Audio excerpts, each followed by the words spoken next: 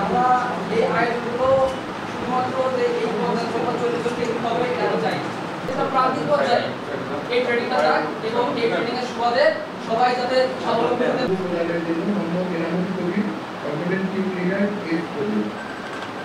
সবাইকে ধন্যবাদ।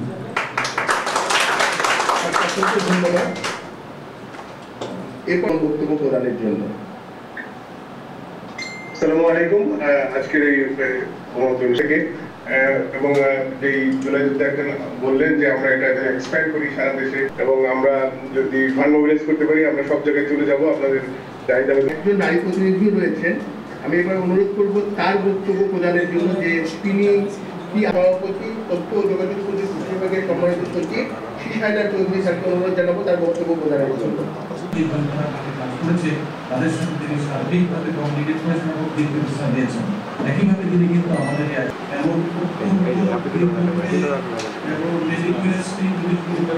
সম্মানের প্রধান অতিথি মাননীয় প্রধান উপদেষ্টা ডাক প্রিন্সিপাল আপনাদের কাছে কঠিন মনে হলে আপনারা ট্রেনারদের কাছে জিজ্ঞেস করবেন। আজকের এই প্রোগ্রামটা আমাদের জন্য গুরুত্বপূর্ণ। আমরাও শিখব যে আসলে কি পর্যায়ে ট্রেনিংটা কীভাবে ডিজাইন করলে আমরা পরবর্তী স্টেজের ট্রেনিংটা আরেকটু ভালো করতে পারি। তো এই পর্যায়ে এক জায়গায় আনবো, এক জায়গায় এনে আমরা দেশের অধিকাংশ স্কুল কলেজকে টার্গেট করে আমরা দেশব্যাপী ডিজিটাল স্কিল ফর স্টুডেন্টস এই নামে বা ভিন্ন কোনো নামে আমরা আরেকটা ট্রেনিং শুরু করবো। এই মুহূর্তে আমরা সেই ট্রেনিংটার জন্য কারিকুলাম ডেভেলপ করছি। তো সেই কারিকুলামে একাধিক স্তর থাকবে। এলিমেন্টারি স্টেজে আমরা ফ্রিল্যান্সিংকে টার্গেট করবো, আর পরের স্টেজে আমরা অ্যাডভান্স ফ্রিল্যান্সিং এবং অফিস স্কিলগুলোকে টার্গেট করবো, যেখানে আমরা পাইথন শিখতে চেষ্টা করব। এর বাইরে আমরা এজ প্রকল্পের অন্যান্য কম্পোনেন্ট এবং বাংলাদেশ হাইটেক পার্কের যে ট্রেনিং ফ্যাসিলিটি আছে সেই ট্রেনিং ফ্যাসিলিটিগুলোর মধ্যেও পাইথন বা বর্তমান জামানায় যে বেসিক স্কিলগুলো দরকার, MySQL, পাইথন কোডিং এবং আপনার ChatGPT-কে কীভাবে প্রম্পটিং করলে আপনি এটাকে অফিস স্কিল হিসাবে বা ওয়ার্ক স্কিল হিসাবে ব্যবহার করতে পারেন, সেই দক্ষতার কেন্দ্রিক আমরা কিছু ট্রেনিং দিব। তার বাইরেও কথা আছে। আমরা এই প্রকল্পের মাধ্যমে বিভিন্ন বিশ্ববিদ্যালয়ে ইনোভেশন হাব এবং রিসার্চ অ্যান্ড ডেভেলপমেন্ট হাব হিসাবে RIC research and innovation centre হিসাবে কিছু ল্যাব করছি। এই ল্যাবগুলো কীভাবে ইন্ডাস্ট্রি ওরিয়েন্টেড ওয়ার্ক স্কিল আমাদের শিক্ষার্থীদের মধ্যে দিতে পারে সেজন্য আমরা কাজ করছি। আশা করি আমরা যাওয়ার আগে আমরা একটা ট্রেনিংয়ের একটা রোডম্যাপ আপনাদেরকে দিয়ে যেতে পারবো, যেখানে আমরা যাওয়ার পরে পরবর্তী সরকার এসে এই ট্রেনিং স্কিমগুলো কন্টিনিউ করতে পারবে।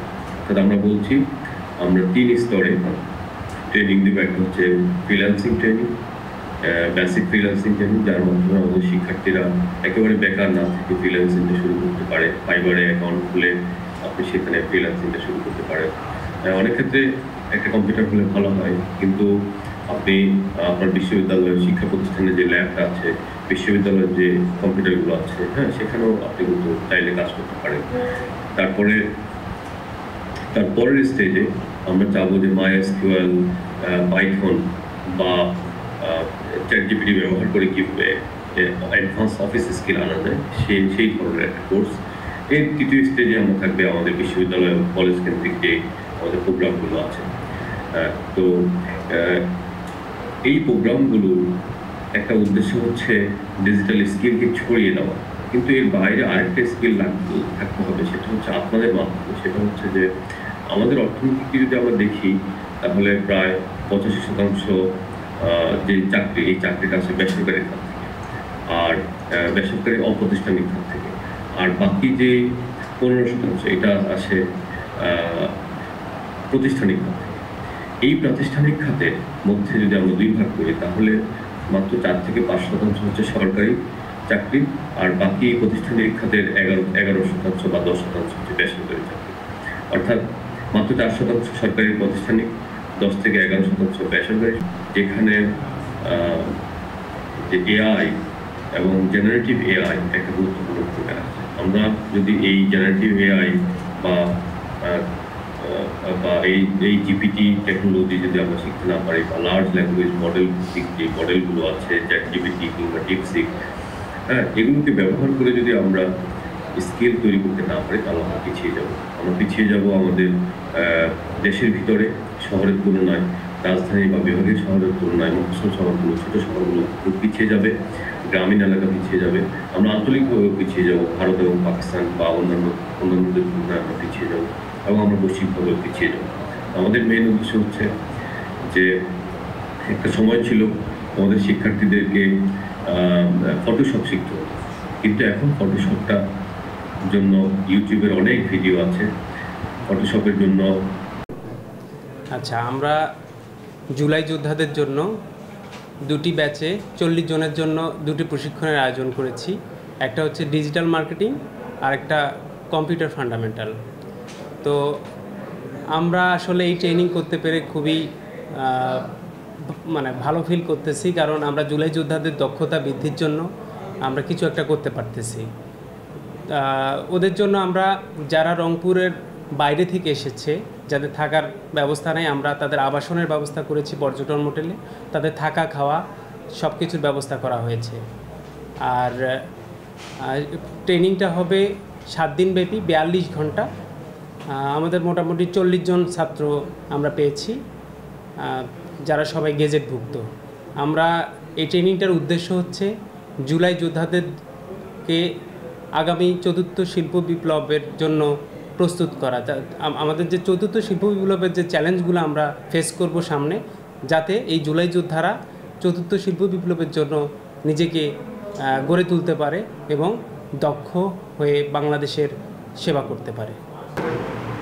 মূলত আমাদের হচ্ছে আমাদের যে আহত ভাই বোনেরা আছেন তাদেরকে হচ্ছে যে পুনর্বাসনের যে প্রক্রিয়াটা ছিল সরকারের জায়গা থেকে, আপনারা হয়তোবা অবগত আছেন যে কিছুদিন আগে আমাদের একটা গেজেট প্রকাশ হয়েছে সমাজ কল্যাণ মন্ত্রণালয় এবং তথ্য প্রযুক্তি মন্ত্রণালয় থেকে, এটা মূলত এবং মুক্তিযুদ্ধ মন্ত্রণালয় থেকে এটা মূলত প্রকাশ হয়েছে যে আমাদের যারা আহত ভাই আছে এবং শহীদ ফ্যামিলি আছে তার একটা পুনর্বাসনের ব্যবস্থা করা।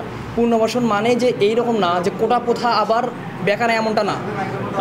পুনর্বাসন বলতে হচ্ছে এমনটা বোঝানো হচ্ছে যে আমরা যারা আছি তাদের স্কিল ডেভেলপমেন্ট করে, দেখা যাচ্ছে যে বিভিন্ন আইসিটি কোনো প্রোগ্রামে আমাদের দেখা যাচ্ছে ট্রেনিংয়ের মাধ্যমে বা কম্পিউটার প্রশিক্ষণের মাধ্যমে যেভাবে পারা যায়, যে আমাদের হচ্ছে স্কিলটা ডেভেলপমেন্ট করে বিভিন্ন খাতে বা দেখা যাচ্ছে যে আমাদের আউটসোর্সিংয়ের মাধ্যমে মূলত আমাদেরকে স্বাবলম্বী করে তৈরি করার একটা প্রক্রিয়া এটা।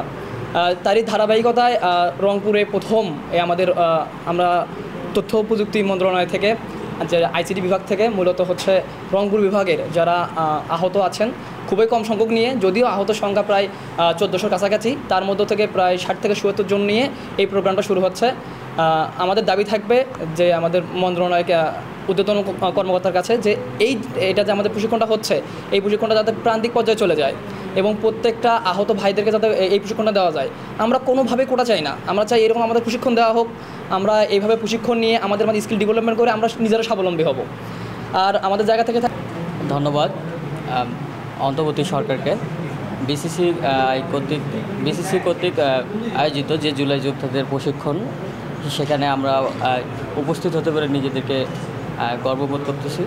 সেই সাথে আমরা চাচ্ছি যে আমাদের এই প্রশিক্ষণ শুধু প্রশিক্ষণেই সীমাবদ্ধ না থাকুক, আমরা এর পরবর্তী সময়ে আমাদের প্রশিক্ষণটি কাজে লাগিয়ে আমাদেরকে নিজেদেরকে যাতে স্বাবলম্বী করতে পারি, সেই কারণে আমাদের বড় ভাই যেটি বললেন যে আমাদেরকে একটি ল্যাপটপের ব্যবস্থা করা হোক, যাতে আমাদের প্রশিক্ষণটি আমরা কাজে লাগাতে পারি।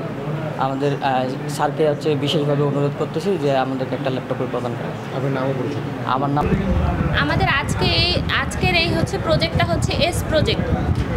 আমরা বাংলাদেশ কম্পিউটার কাউন্সিলের আন্ডারে এই কোর্সটা করতেছি।